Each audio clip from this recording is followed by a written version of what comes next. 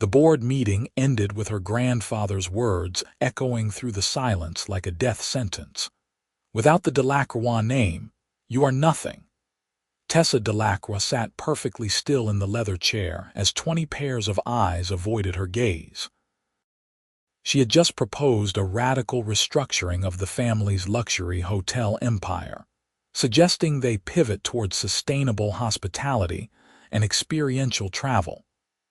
Her grandfather, Richard Delacroix, had dismissed it with a wave of his liver-spotted hand before delivering his verdict. The rest of the board, populated almost entirely by family members or their cronies, nodded in agreement like bobbleheads. She gathered her presentation materials with hands that refused to shake, even though everything inside her felt like it was crumbling. At 26, she had spent 4 years at Harvard Business School and 2 years working her way through every department of Delacroix International Hotels. She knew the business inside and out. But none of that mattered when your last name was the only currency that counted, and the gatekeepers of that name decided you were spending it wrong. Tessa, wait. Her cousin Marcus caught her arm in the hallway. He doesn't mean it. You know how he gets. He meant every word. She pulled free gently.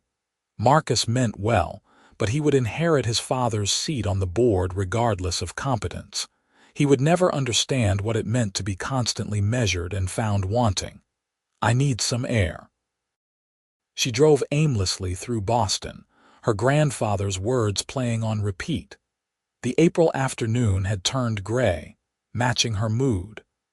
Without thinking, she found herself in Cambridge, parking near a coffee shop she had frequented during her graduate school days. The familiar space felt like a small comfort, even if everything else in her life was falling apart.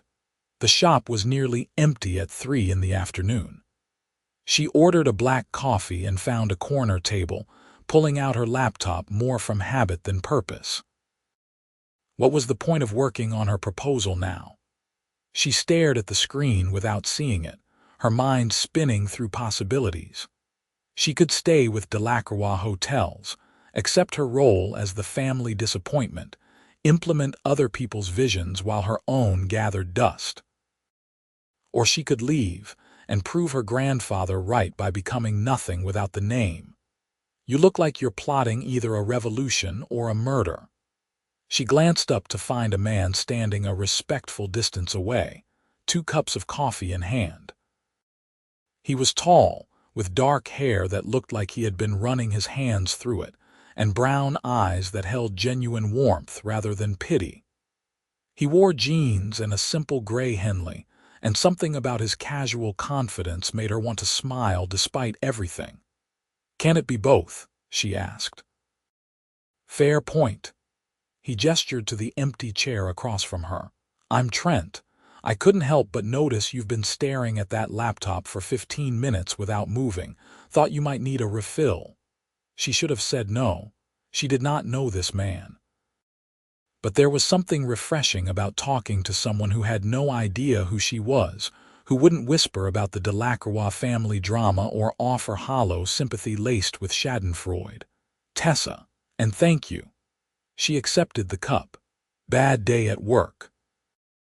The kind where you wonder why you bother, or the kind where you wonder if you should burn it all down. Definitely the second one. She took a sip of coffee, surprised he had guessed her preference for black. I'm between projects at the moment. Taking some time to figure out what comes next."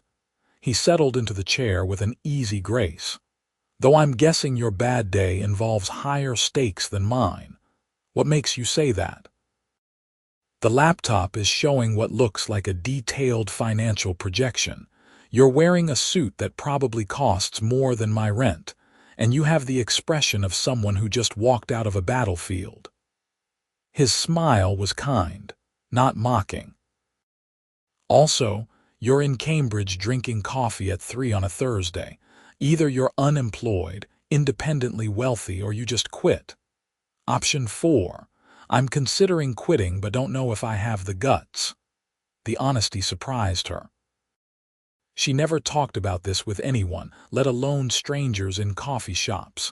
What's stopping you, being told I'm nothing without my family name? Trent leaned back, his expression thoughtful. That's rough, but you know what? The fact that they need to say it out loud probably means they're scared it isn't true.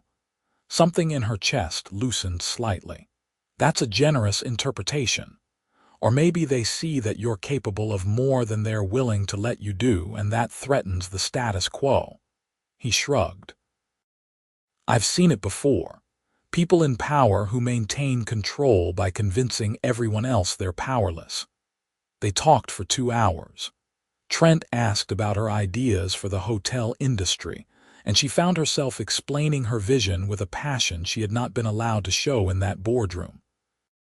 He listened with genuine interest, asking smart questions that showed he understood business, even if he claimed to be between projects. He made her laugh with stories about his own career mishaps, though he remained vague about specifics. I should go, she finally said, noticing the coffee shop was preparing to close. Thank you for this. I needed to remember that my ideas aren't completely insane. They're not even a little bit insane. They're actually brilliant. Trent stood, and she noticed again how tall he was, how solid. Can I give you some unsolicited advice, please? If they can't see your worth, build something that makes it impossible to ignore. Not to prove them wrong, though that's a nice side effect, but because you clearly have something to say and the world should hear it. She drove home to her apartment in Back Bay thinking about his words. Build something that makes it impossible to ignore. Easy to say, harder to do when your entire identity had been wrapped up in a family legacy. But what if she could? What if she took everything she knew about the hotel industry and created something entirely new? The idea started small, just a whisper at the back of her mind. By the time she fell asleep that night, it had grown into something more solid. She would need investors, a team, properties. She would need to work twice as hard to be taken half as seriously without the Delacroix name behind her. But for the first time in years, she felt something like hope. She did not expect to see Trent again. Cambridge was full of graduate students and professionals passing through. But 2 days later, she was back at the same coffee shop, this time intentionally, with a notebook full of ideas she needed to organize. And there he was, sitting at the same table they had shared, reading something on his phone. "Plotting your revolution?" he asked when he noticed her. "Something like that." She sat down without waiting for an invitation. "I'm going to do it, start something new." His smile was bright and genuine. "Tell me everything." This became their routine. She would work on her business plan at the coffee shop, and he would show up, sometimes staying for hours, sometimes just for a quick conversation.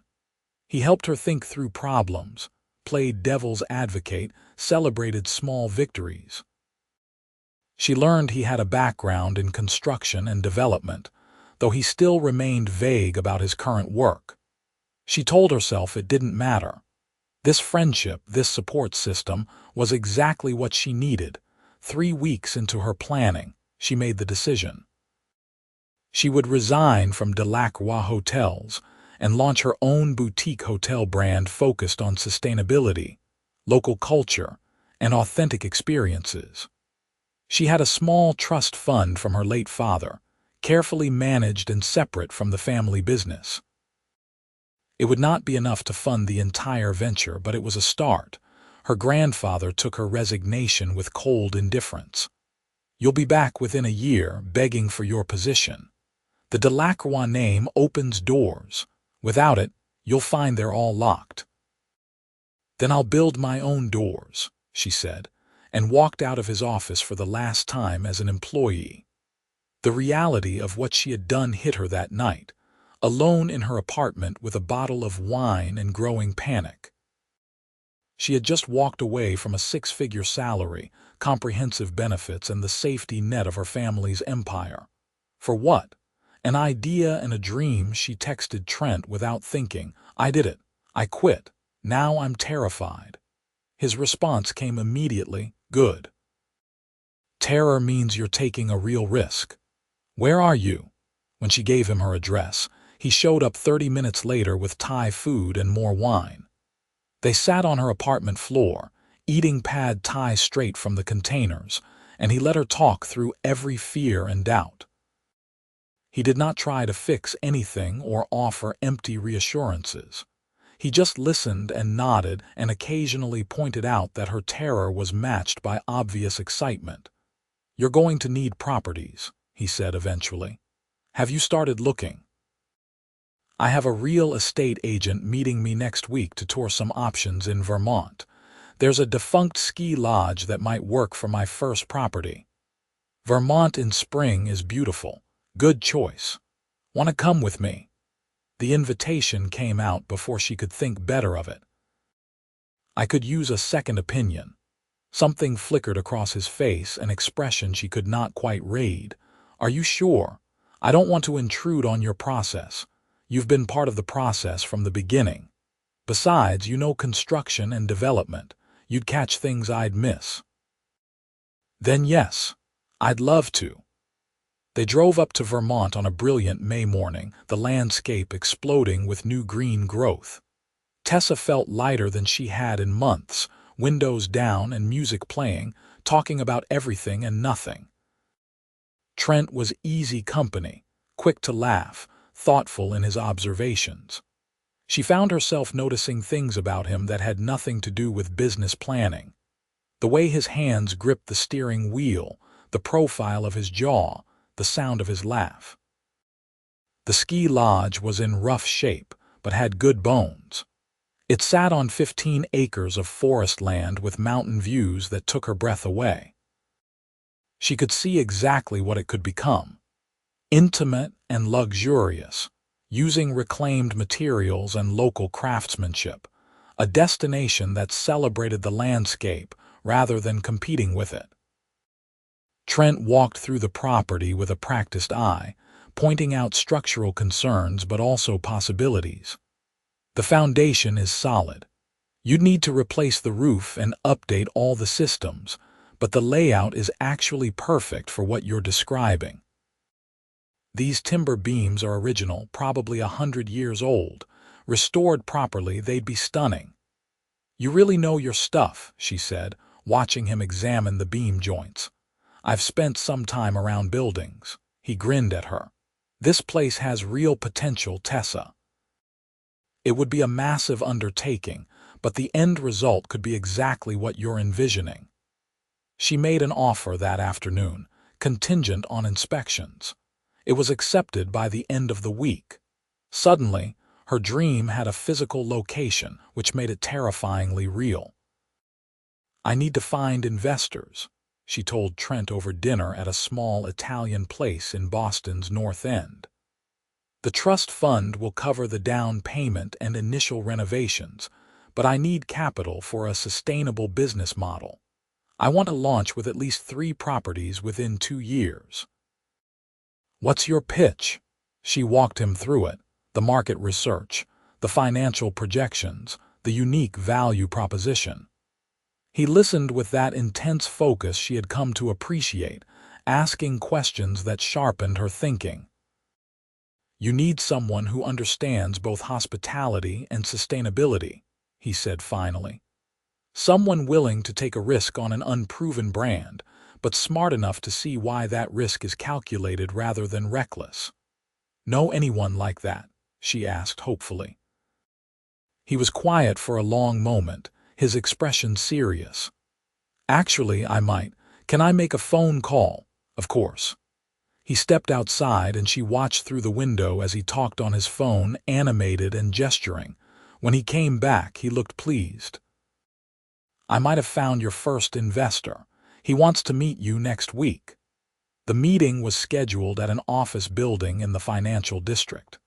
Tessa prepared obsessively, rehearsing her pitch until she could deliver it in her sleep. Trent had offered to come along for moral support, but she told him this was something she needed to do alone.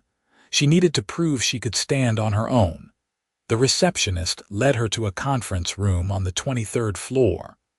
Floor-to-ceiling windows overlooked Boston Harbor. The space was modern and understated, with none of the ostentatious displays of wealth she associated with her family's offices. "Miss Delacroix, thank you for coming." A man in his 50s entered, extending his hand. "I'm Robert Chen, CFO of Oaks Development Corporation. Mr. Oaks will join us shortly. He's just finishing another meeting." Oaks. The name tickled something in her memory, but she could not place it. "Thank you for taking the time. Your proposal intrigued us. Sustainable luxury hospitality with a focus on authentic local experiences. It's an underserved market with significant growth potential." The door opened again, and Tessa looked up to see Trent walk in, now wearing a tailored suit that probably cost more than her car. Her brain could not process the disconnect. What was he doing here? "Tessa," he said, and she heard something apologetic in his voice. "I should have told you sooner." "Told me what?" But even as she asked, pieces were falling into place. The way he talked about buildings and business, his vague explanations about being between projects. The fact that he could set up this meeting with a single phone call. "Trent Oaks," Robert said smoothly, "CEO of Oaks Development Corporation, though I understand you two have already met." She felt like the floor had disappeared beneath her. Oaks Development Corporation was one of the largest commercial real estate firms in the Northeast. She had read articles about Trent Oaks, the billionaire developer who had revolutionized sustainable construction practices. There were Forbes profiles and TED talks. And she had spent the last 6 weeks pouring her heart out to him in coffee shops, completely oblivious. "You lied to me." Her voice came out flat. "I never lied. I just didn't correct your assumptions." Trent Oaks took a step toward her. "That first day you needed someone who would listen without agenda. If you had known who I was, would you have talked to me the same way? That was my choice to make. You're right, I'm sorry." He looked genuinely remorseful. "But I'm asking you to put that aside for an hour and let me hear your pitch. Because what you're building is exactly the kind of project ODC wants to invest in." Every instinct screamed at her to walk out. She had been so careful to build something independent, to prove she could succeed on her own merit. And here she was again, in a room with someone who held all the power, someone who had been lying to her by omission for weeks. But she thought about the Vermont Lodge, about her vision, about the fact that she had come too far to let pride destroy this opportunity. So she took a breath, opened her laptop, and delivered the best pitch of her life. Trent watched her with an intensity that made her hyper-aware of every word, every gesture. Robert took detailed notes. When she finished, the room was silent for a long moment. "You're asking for $3 million in initial funding," Robert said finally. "In exchange for what equity stake?" 20% with a buyback option after 5 years if performance targets are met. That's aggressive. But Robert looked impressed rather than dismissive. Most startups would offer significantly more equity for that capital. "Most startups don't have my expertise or connections in the luxury hospitality market. What I'm offering is a ground floor opportunity in a business model that will scale rapidly once the proof of concept is established." "She's right," Trent said. "The model is sound, the market research is thorough, and the financial projections are conservative enough to be realistic. This is exactly the kind of sustainable luxury development we've been looking to add to our portfolio." "Then we have a deal?" Tessa asked, not quite believing it. "We'll have contracts drawn up by the end of the week," Robert confirmed. "Welcome to the ODC family, Miss Delacroix." The meeting ended with handshakes and smiles, but Tessa felt numb. She had done it. She had secured funding for her dream. So why did it feel like she had lost something important? Trent caught her at the elevator. Can we talk? I don't know what there is to say. Then let me say it. I'm sorry I wasn't upfront about who I was. That first day you walked into that coffee shop looking like your world had ended, and I just wanted to help. Then you started talking about your ideas, and I could see how brilliant they were, and I wanted to keep hearing them without the complication of my name getting in the way. You had weeks to tell me, she said, punching the elevator button harder than necessary. Every single time we met, every conversation you chose not to. I know. I was selfish. Because somewhere along the way this stopped being about business for me. His voice dropped lower. I haven't been able to stop thinking about you, Tessa. The way your eyes light up when you talk about your vision. The way you laugh. The way you're brave enough to walk away from everything familiar because you believe in something better. The elevator arrived, doors sliding open. She stepped in and turned to face him. You're my investor now. This has to be about business. It doesn't have to be only about business. Yes, it does. The doors started to close. Because I need to prove I built this myself. And if we're anything other than professional partners, people will say I succeeded because a billionaire fell for me. I won't give my grandfather that satisfaction. She made it to her car before the tears came. Angry tears, frustrated tears, confused tears. Because the worst part was that she had feelings for him too. She had been half in love with the version of him she thought she knew. The guy in jeans and a Henley who showed up with coffee and listened like her ideas mattered. Finding out he was Trent Oakes did not erase those feelings. If anything, it complicated them beyond repair. Her phone rang. She ignored it the first 3 times, but he was persistent. Finally, she answered. What? I meant what I said. About you, about us. I know you need space to process this, and I'll give you that. But I'm not giving up on the possibility of us. Not when I've spent the last 6 weeks falling for you. Trent. You don't have to say anything. Just know that I see you, Tessa. Not the Delacroix name, not the Harvard degree, not the impressive business plan. You, and you're extraordinary. He hung up before she could respond, leaving her sitting in her car, crying and confused and feeling things she did not want to feel. The next month was a whirlwind of activity. Contracts were signed, architects were hired, contractors began work on the Vermont property. Tessa threw herself into the project with single-minded focus, working 16-hour days, making decisions about everything from floor plans to linens. She communicated with Trent only through Robert or via terse professional emails. He respected her boundaries, never pushing for personal contact. But he remained involved in the project in ways that went beyond typical investor relationships. He connected her with sustainable material suppliers, introduced her to craftspeople, shared contacts from his extensive network. Every introduction came with a brief note. Thought this might help. T. She hated how much those notes made her heart skip. In late June, she was at the Vermont site overseeing framing when a truck pulled up. Trent climbed out, wearing jeans and work boots and a t-shirt that showed off arms that were far more muscular than his suit suggested. "What are you doing here?" she asked, trying to ignore the way her pulse quickened. "Robert told me you were having trouble finding a contractor who understood historic timber restoration.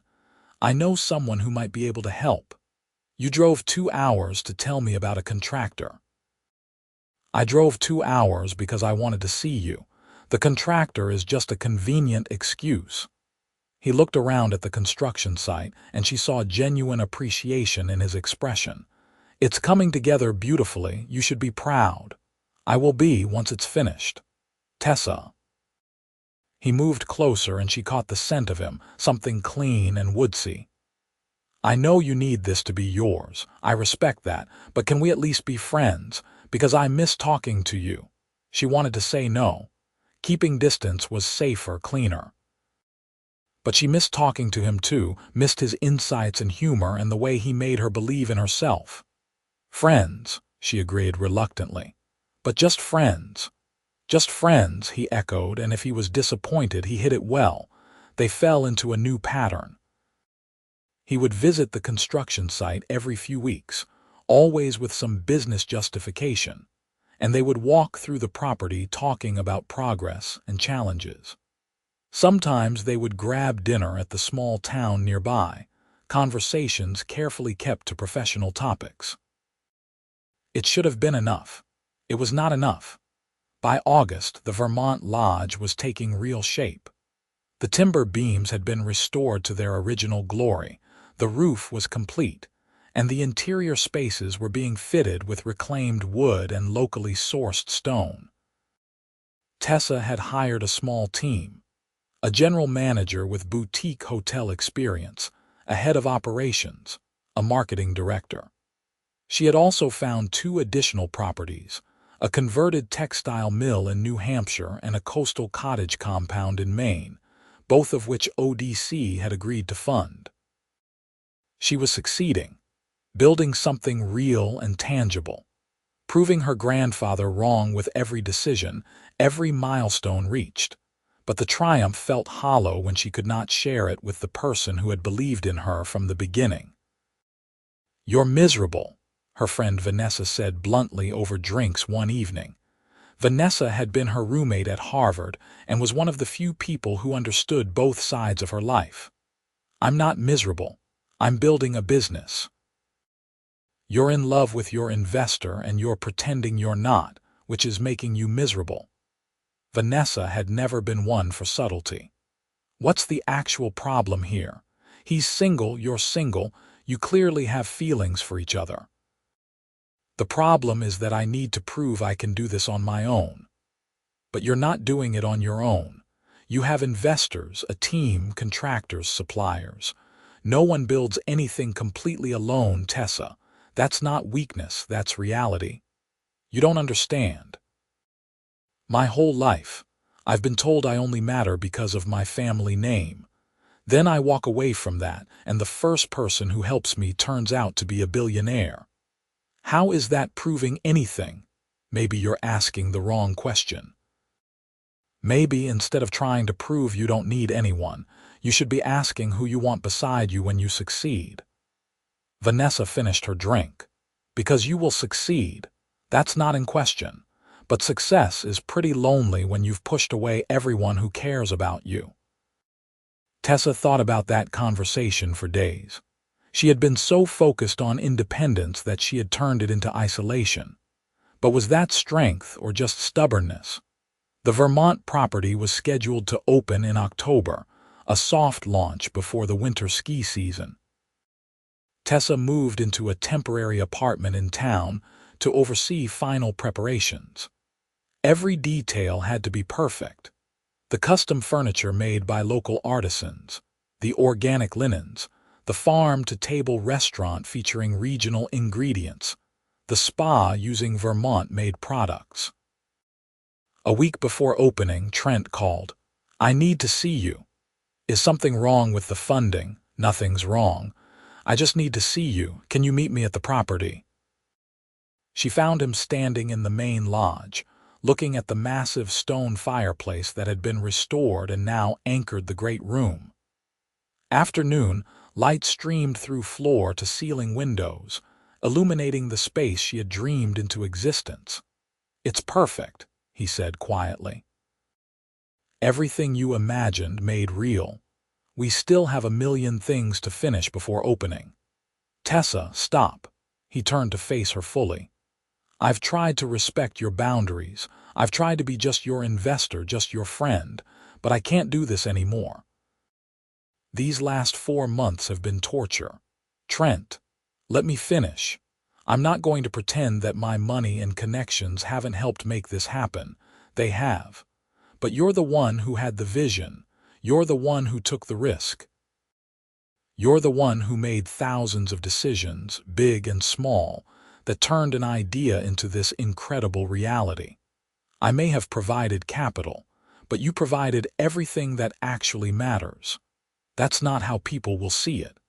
Then let them think whatever they want. Because I'm done pretending I don't love you. His voice was rough with emotion. I love your passion and your intelligence and your courage. I love the way you fight for what you believe in. I love who you are when you're covered in sawdust, arguing with contractors. I love you, Tessa. And I think you love me too. She could not breathe. Everything she had been trying to deny, trying to suppress, rose up in a wave that threatened to overwhelm her. I do, she whispered. I love you, but I'm scared. Of what? Of this not being real. Of you getting bored once the excitement of the new business wears off. Of proving my grandfather right that I'm nothing without someone else's name and money. Trent crossed the space between them, taking her hands in his. You could never be nothing. You're everything. And this is real. I promise you that. I didn't fall in love with you because of your business plan, though it is brilliant. I fell in love with you because of who you are when you think no one important is watching. The real you, not the Delacroix heiress or the Harvard graduate or the CEO. Just Tessa, who cares deeply and dreams big and isn't afraid to start over. I'm terrified, she admitted. Good, so am I. He smiled, that warm, genuine smile she had fallen for in a coffee shop months ago. But I'd rather be terrified with you than safe with anyone else. She kissed him, finally allowing herself to feel everything she had been holding back. He pulled her close, one hand tangling in her hair, and it felt like coming home. Like all the pieces of her life that had been scattered were finally falling into place. We're going to have to deal with people talking, she said when they finally broke apart. Let them talk. Anyone who knows you will see the truth. My grandfather is going to have opinions. I look forward to hearing them. Trent grinned. I've dealt with difficult investors before. He's not an investor. He's a stubborn old man with an inflated sense of his own importance. Then we'll ignore him. Together. The property opened to extraordinary reviews. Travel magazines praised the innovative sustainability practices and authentic design. Guests raved about the experience, the attention to detail, the way the lodge celebrated rather than dominated its environment. Bookings for the winter season filled within days. Tessa's grandfather called exactly once. I hear you've opened your little hotel. It's not little, it's intimate. There's a difference. And I hear you're involved with your investor. How predictable. His name is Trent, and yes, we're together. But my success has nothing to do with that. I built this business on my own merit.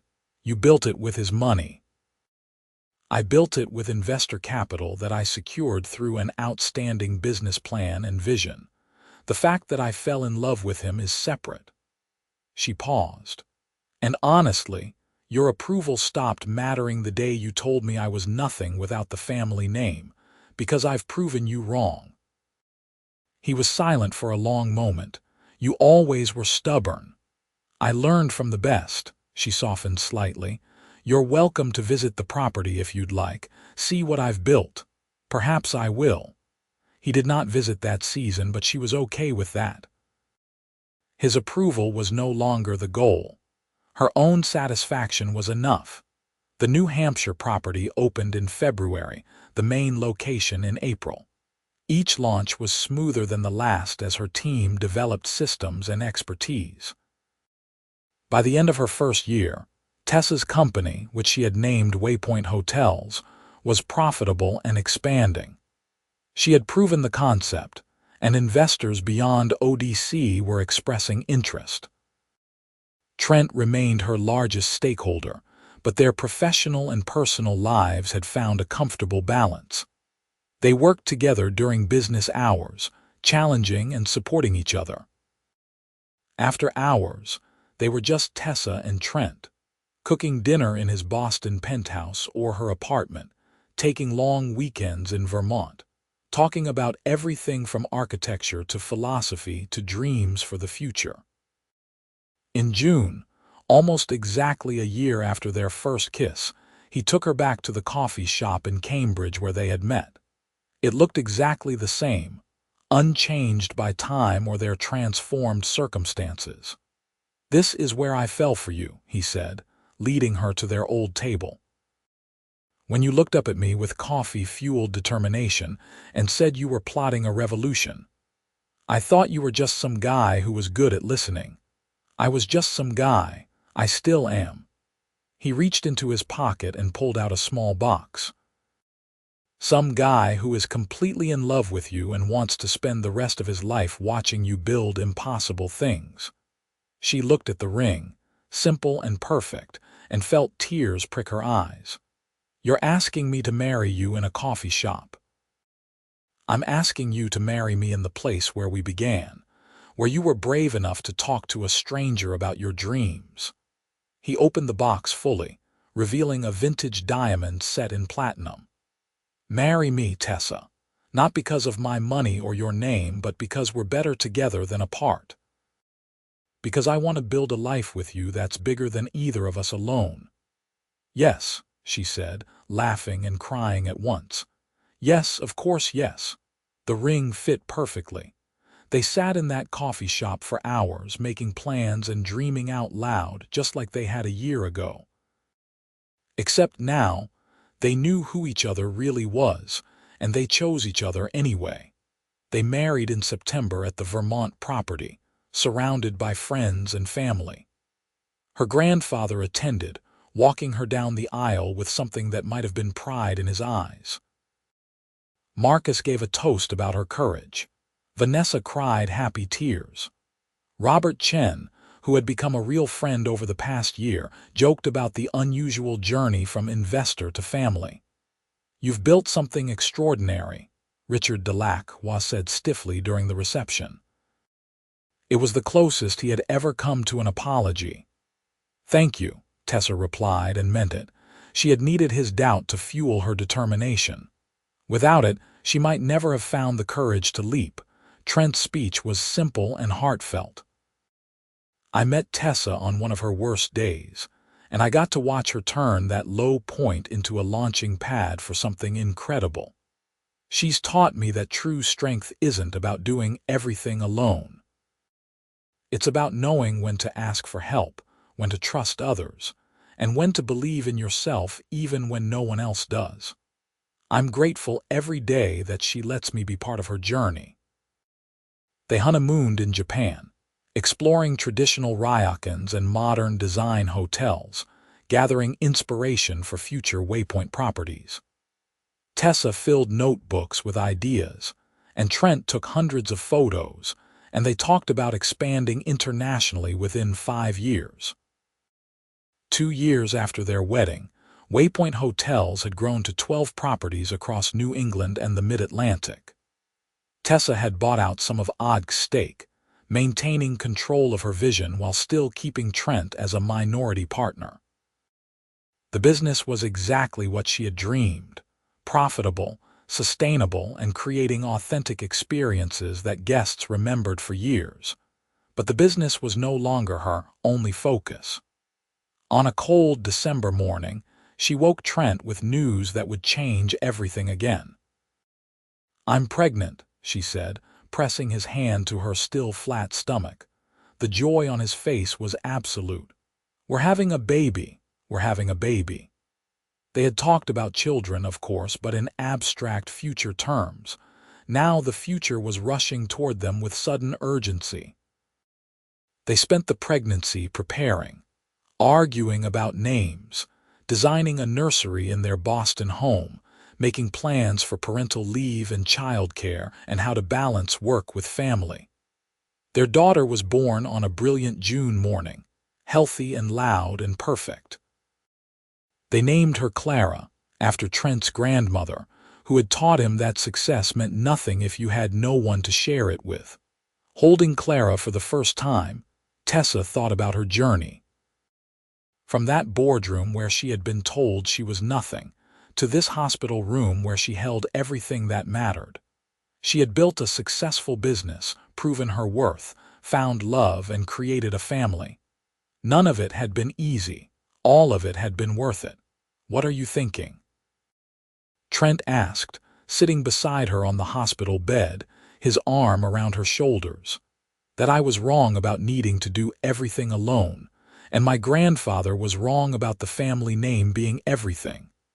She looked down at Clara, who had fallen asleep against her chest. "This is everything. This family we've built, this life we're creating together." "You did build something new," he said softly. "Something that's entirely yours, entirely ours, and it's the most beautiful thing I've ever seen." Waypoint Hotels continued to grow, but at a more measured pace. Tessa and Trent had learned to balance ambition with presence, to say no to opportunities that would take them away from what mattered most. They worked from the Vermont property during summers, Clara toddling around the lodge while they took meetings and made decisions. They taught her to appreciate nature and craftsmanship, to value people over profit, to build things that would last. When Clara was 3, Richard Delacroix visited Vermont for the first time. He was frailer than Tessa remembered, age finally catching up with him. She gave him a tour of the property, watching his critical eye assess every detail. "It's good," he said finally, grudgingly. "Better than good. You've created something with real integrity. Thank you. I was wrong." The words seemed to cost him something. "What I said to you that day. You've proven you're far more than the Delacroix name. You've built something that will outlast all of us." "I couldn't have done it without being a Delacroix first," Tessa admitted. "The education you provided, the exposure to the hotel industry, even the motivation to prove you wrong. All of it mattered. But you did the work, you took the risk." He watched Clara playing in the corner with wooden blocks. "That's your daughter, Clara. Would you like to meet her?" He spent an hour on the floor with his great-granddaughter, building block towers and reading stories, showing a warmth Tessa had rarely seen from him. When he left, he hugged her, another unprecedented gesture. "I'm proud of you," he said quietly. "I should have said it years ago." He died 6 months later, peacefully in his sleep. At the funeral, Tessa learned he had established a trust fund for Clara and quietly followed every article written about Waypoint Hotels. He had carried a business card from the Vermont property in his wallet, showing it to anyone who would listen. In his own complicated way, he had been proud all along.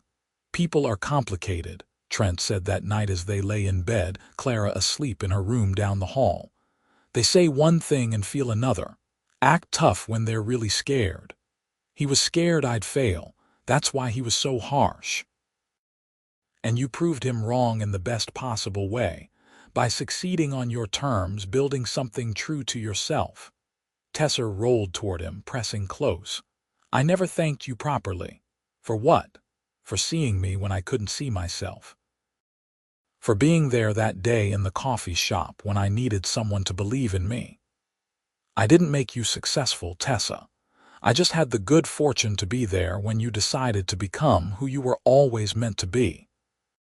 By their 10th wedding anniversary, Waypoint Hotels had expanded internationally with properties in Scotland, Portugal, and New Zealand.